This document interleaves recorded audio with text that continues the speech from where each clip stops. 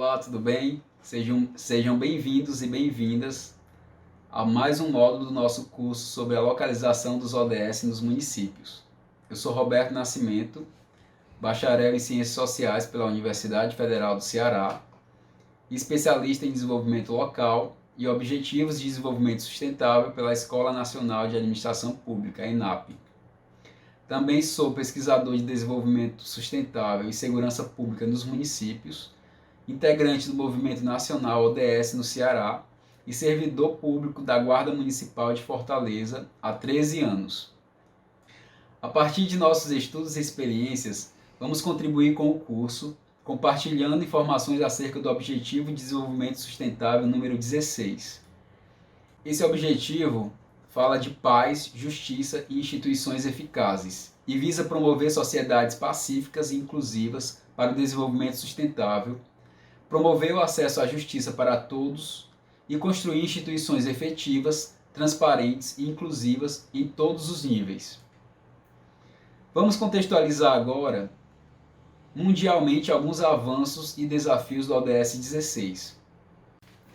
As pessoas em todos os lugares precisam estar livres de medo e quaisquer formas de violência. Precisam sentir-se seguras para trabalhar, para viver sua fé, sua orientação sexual e exercer sua liberdade em quaisquer outros aspectos na busca da sua felicidade. Para se alcançar a paz, a inclusão e a justiça social, é preciso um trabalho integrado entre o poder público, a iniciativa privada e as comunidades. Para o alcance de resultados duradouros no enfrentamento de todas as formas de violência e criminalidade. É preciso esse esforço para combater a corrupção, para se reduzir a violência, para se ter garantia de acesso à justiça, bem como garantia de participação e liberdade de expressão em ambientes públicos e privados. Da mesma forma, é necessário empenho para que todos e todas possam contribuir na tomada de decisões que afetam suas próprias vidas. As leis devem ser aplicadas igualmente para todos, sem qualquer tipo de discriminação. Da mesma forma que as disputas e os conflitos precisam ser resolvidos através do correto funcionamento dos sistemas político e de justiça, de maneira democrática. As instituições públicas precisam ser transparentes e entregar serviços públicos equitativamente para as pessoas, famílias e comunidades. O poder público não pode estar à mercê de tráfico de influência, subornos e quaisquer outras formas de pessoalidade e vantagens indevidas que ensejem privilégios para alguns. É importante atentar que a criminalidade ameaça demasiadamente a fundação de sociedades pacíficas, principalmente os homicídios, o tráfico, o crime organizado, assim como leis ou práticas sociais discriminatórias afetam todos os países do mundo. Até mesmo as democracias mais consolidadas enfrentam problemas com corrupção e violações de direitos humanos em seus lares, em diferentes níveis. A insegurança e a violência têm grande impacto destrutivo e limitante do desenvolvimento dos países. Ela afeta o crescimento econômico, se configurando uma das principais reclamações para as comunidades em geral.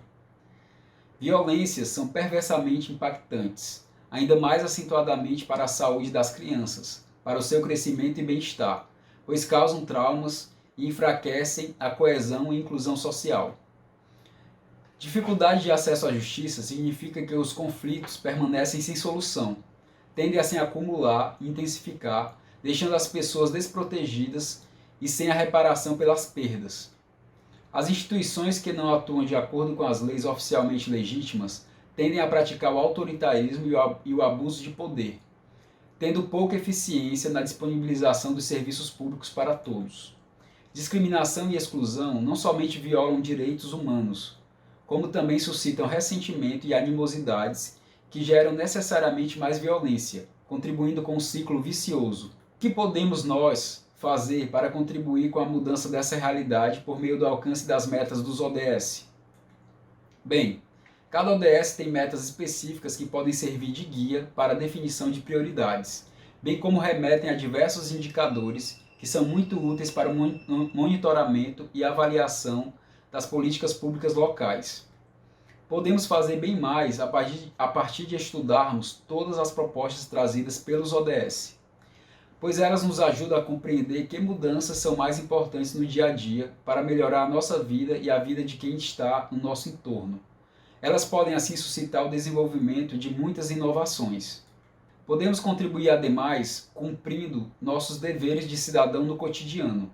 Por exemplo, exercendo nosso direito de votar, de escolher os nossos representantes em todos os níveis, inclusive os conselheiros tutelares. Precisamos elegê-los, escolhê-los muito bem, pois eles cuidam das nossas crianças. Precisamos passar a acompanhar e cobrar desses representantes que cumpram as suas promessas e obrigações legais, que atuem com ética e de acordo com as leis, que de fato contribuam com a ampliação de direitos. Juntos, podemos somar para melhorar as condições de vida e dignidade para todas as pessoas em todos os lugares. Vamos agora analisar outros dados globais. Um dado importante é que o crime organizado é responsável por cerca de 1 a cada 5 homicídios no mundo, representando 19% do total, havendo, portanto, uma estreita conexão entre o crime organizado e as mortes violentas. Essa modalidade criminal vem causando mais mortes que o terrorismo e conflitos armados juntos, segundo o Escritório das Nações Unidas para as Drogas e Crimes. Para o respectivo escritório da ONU, o crime organizado, da mesma forma que os conflitos violentos, também desestabiliza os países, bem como enfraquece o desenvolvimento socioeconômico e o Estado de Direito. Sobre a violência doméstica e os feminicídios, vale destacar que as mulheres e meninas representam uma porcentagem bem menor de vítimas em relação aos homens. Estes representam cerca de 80% das vítimas de homicídio em geral. As mulheres são as maiores vítimas no ambiente doméstico familiar, constituindo em torno de 60% das vítimas de assassinato por parceiro íntimo ou outro membro da própria família, situação que é muito comumente ignorada, havendo muitas dificuldades para uma apuração mais fidedigna. Outro dado alarmante que mostra a vulnerabilidade do sexo feminino é que 70% das vítimas do tráfico de seres humanos são mulheres e meninas, a maioria sendo traficada para a exploração sexual.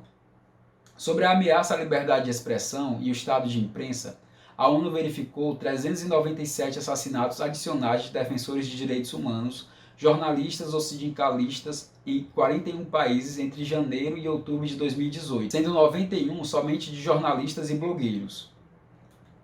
Sobre as condições mínimas de dignidade e acesso a direitos básicos das crianças, globalmente, apenas 73% das crianças menores de 5 anos de idade têm registro civil de nascimento, ocorrendo uma situação ainda mais grave na África subsaariana, com apenas 46%. Segundo o Escritório das Nações Unidas para Drogas e Crimes, de acordo com a pesquisa intitulada Estudo Global de Homicídios, Tendências, Padrões e Respostas à Justiça Criminal de 2019, aproximadamente 464 mil pessoas foram vítimas de homicídios no mundo em 2017. Ainda cabe um destaque para o continente americano, onde a taxa foi de 17,2 assassinatos a cada 100 mil habitantes, sendo a única região onde os homicídios aumentaram significativamente desde os anos 90 do século passado. Pelo menos sobre os riscos de vitimização em relação ao crescimento vertiginoso da população global, que foi superior ao aumento das vítimas de homicídio, o risco geral de ser assassinado vem em contínua decadência na média mundial.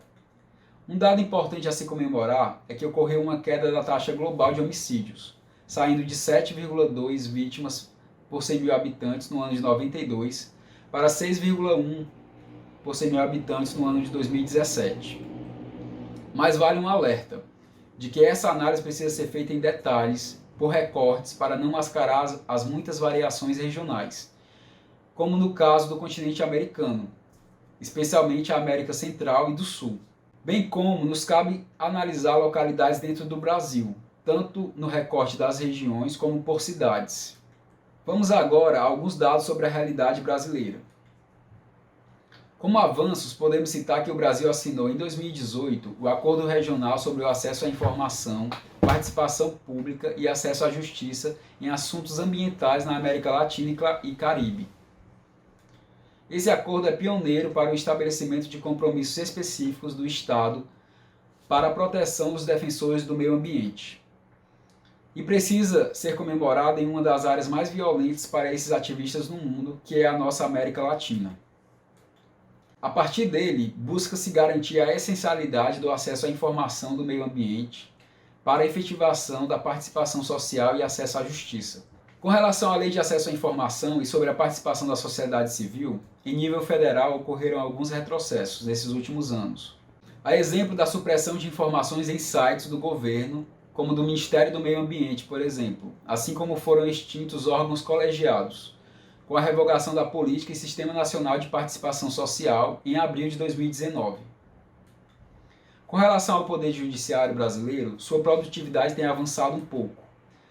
Em dados sobre o ano de 2018, no seu relatório de metas nacionais do Conselho Nacional de Justiça, houve uma diminuição de 5,33% nos processos distribuídos e 4,76% nos processos julgados em relação a 2017. Mas vale frisar que ter acesso ao Poder Judiciário nem sempre significa ter acesso efetivamente à justiça.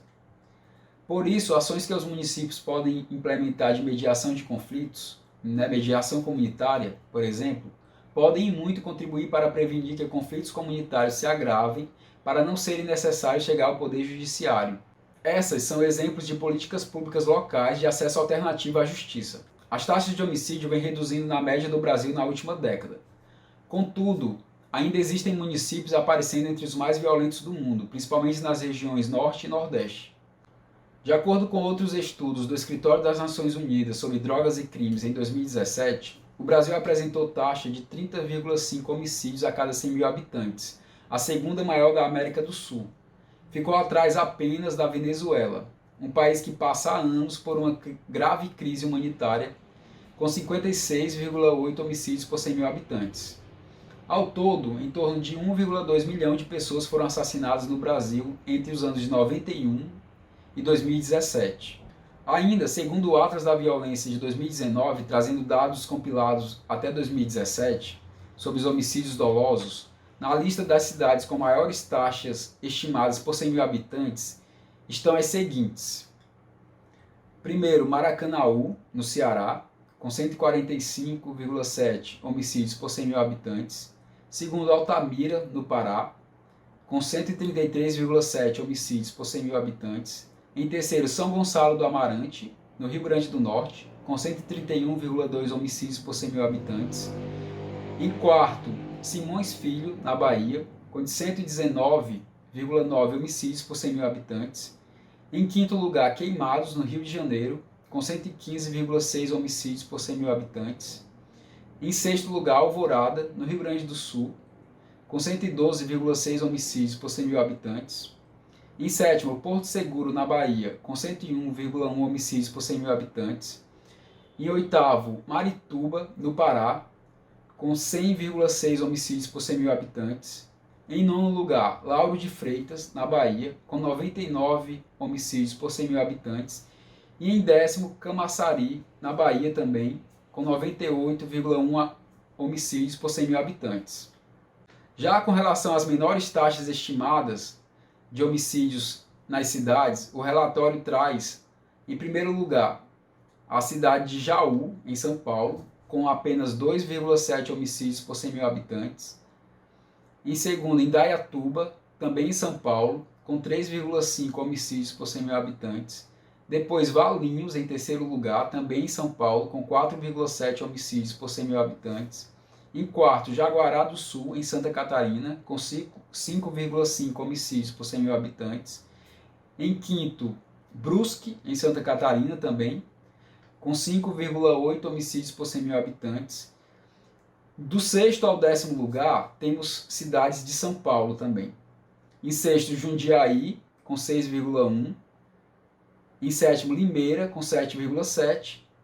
Em oitavo, Americana, também com 7,7. Em nono, Bragança Paulista, também 7,7. E em décimo, Santos, também em São Paulo, com 7,8 homicídios por 100 mil habitantes.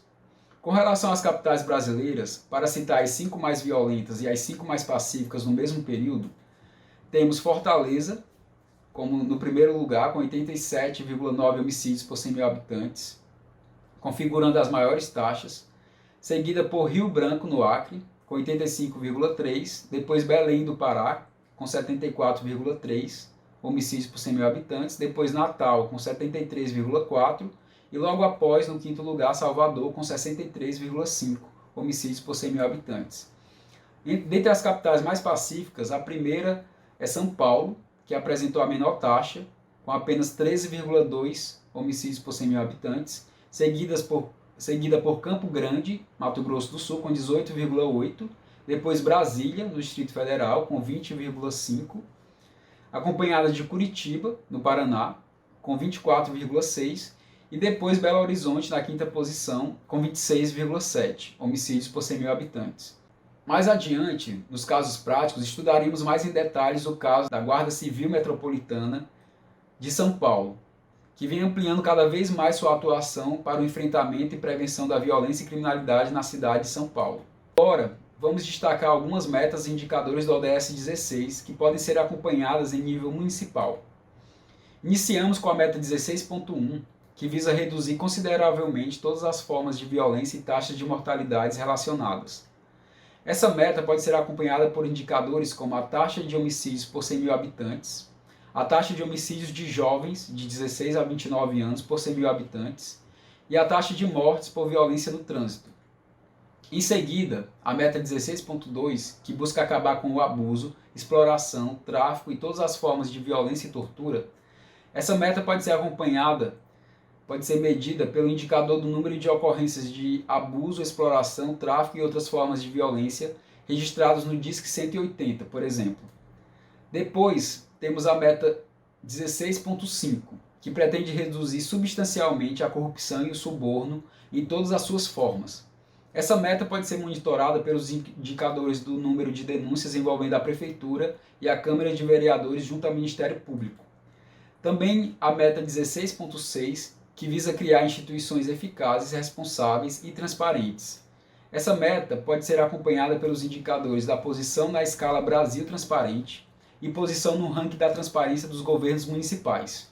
Ainda, a meta 16.7, que busca garantir a adoção de decisões inclusivas, participativas e representativas em todos os níveis. Essa meta pode ser medida pelos indicadores do percentual do orçamento executivo decidido de forma participativa em relação ao total do orçamento, bem como pelo percentual de secretarias do governo que possuem conselhos municipais com participação da sociedade em relação ao total de secretarias. A meta 16.9, que pretende até 2030 fornecer identidade legal para todos, incluindo o registro de nascimento, pode ser acompanhada pelo indicador do percentual de pessoas com registro civil do total de nascidos vivos, contabilizados pelo Sistema de Informação sobre Nascidos Vivos do Ministério da Saúde. Ainda a meta 16.10, que visa garantir o acesso público à informação e proteger as liberdades fundamentais em conformidade com as leis nacionais e acordos internacionais. Essa meta pode ser acompanhada pelo indicador do percentual de solicitações que conseguiram informação no município em relação aos pedidos formais por escrito. Finalizamos por aqui a nossa aula. Na próxima, estudaremos mais em detalhes as boas práticas da Guarda Civil Metropolitana de São Paulo, que contribuem muito para o alcance das metas do Objetivo de Desenvolvimento Sustentável número 16. Fiquem em paz, nos reveremos em breve.